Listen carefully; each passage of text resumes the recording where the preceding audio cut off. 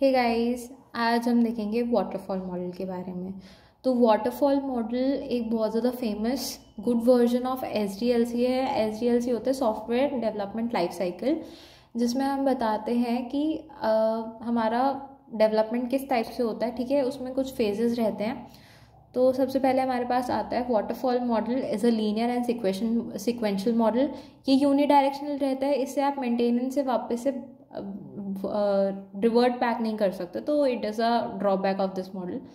उसके बाद इसमें एक मेन चीज़ ये रहती है कि जब तक आपका एक फेज़ कंप्लीट नहीं होगा तब तक आप दूसरे फेज़ पे नहीं जा सकते हो। मतलब अगर मैंने रिक्वायरमेंट्स नहीं ली तो ऑफकोर्स ही बात है कि मैं डिज़ाइनिंग नहीं कर सकती हूँ, बट डिज़ाइनिंग होने से पहले मैं इम्प्लीमेंटेशन पे नहीं जा सकती। Designing have to be completed before I have to jump to the implementation part. और सिमिलरली इसमें वेरिफिकेशन के लिए first implementation have to be done, बिना उसके मैं वेरीफाई नहीं कर सकती हूँ उस चीज़ को। तो ये एक इसमें ड्रॉबैक रहता है ये भी कि आप प्रीवियस फेज को कंप्लीट होने से पहले आप दूसरे पे जंप नहीं कर सकते हो।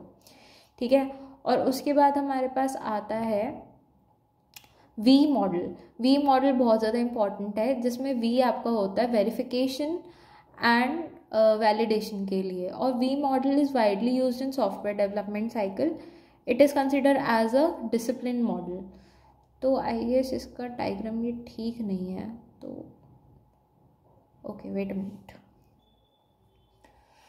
ओके गाइस, तो जो वी मॉडल है उसमें ये वाली जो साइड है इसको हम वेरिफिकेशन साइड कंसिडर करते हैं, और ये जो टेस्टिंग वाली जितनी भी साइड है इसको हम वैलिडेशन करते हैं। ठीक है, तो वेरिफिकेशन में सबसे पहले हम इसमें जितने भी एनालिसिस या डिज़ाइनिंग वाले फेजेस हैं वो सारे इसमें आते हैं।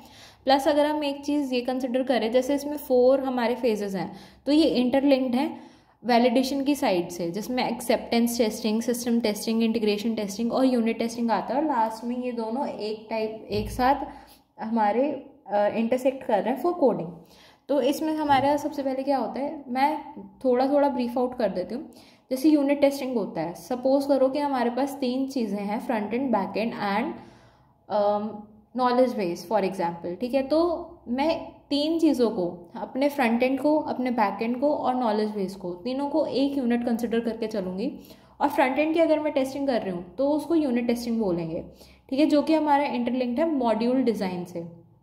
ओके, उसके बाद आता है इंटीग्रेशन टेस्टिंग। फॉर एग्जाम्पल मैंने फ्रंट एंड और बैक एंड को इंटीग्रेट कर दिया, मैंने 2 यूनिट्स को इंटीग्रेट कर दिया, then I am applying testing on that, तो उसको इंटीग्रेशन टेस्टिंग बोलेंगे।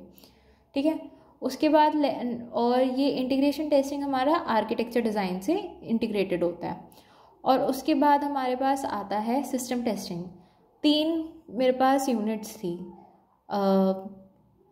फ्रंट एंड, बैक एंड और नॉलेज बेस, तीनों को मैंने इंटीग्रेट कर दिया, then it is known as a system. और उसके बाद हमारे पास एक्सेप्टेंस टेस्टिंग होती है, जिसमें हम ये वेरीफाई करते हैं कि जो हमारा मॉडल हमने बनाया है वो एज़ पर रिक्वायरमेंट बना है या नहीं है। तो और इससे हम यहाँ पे इंटरलिंक करते हैं इसको रिक्वायरमेंट एनालिसिस से, कि जितनी भी हमारे पास रिक्वायरमेंट्स थी क्या वो सारी फुलफिल हो रही हैं या नहीं हो रही। तो उसके लिए हम एक्सेप्टेंस टेस्टिंग करते हैं। Okay, thank you.